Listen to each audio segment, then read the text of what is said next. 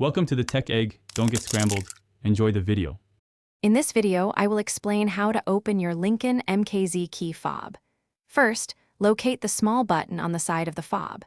Press this button to release the emergency key. Once released, pull the emergency key completely out.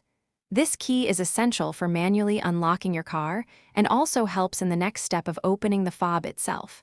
It's a simple first step to access the internal components.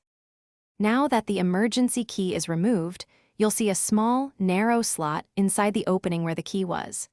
This slot is your entry point for opening the fob.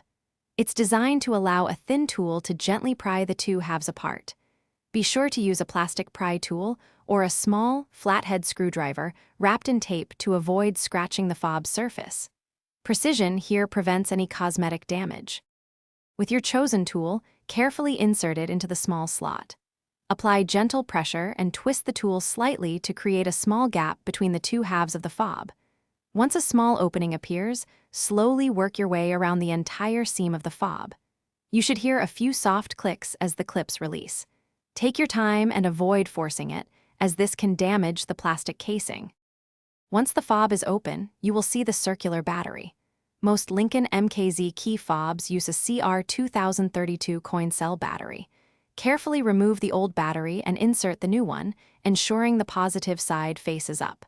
After replacing the battery, align the two halves of the fob.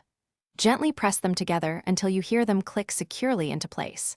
Finally, reinsert your emergency key. Thanks for watching. Consider subscribing if I helped unscramble your problems.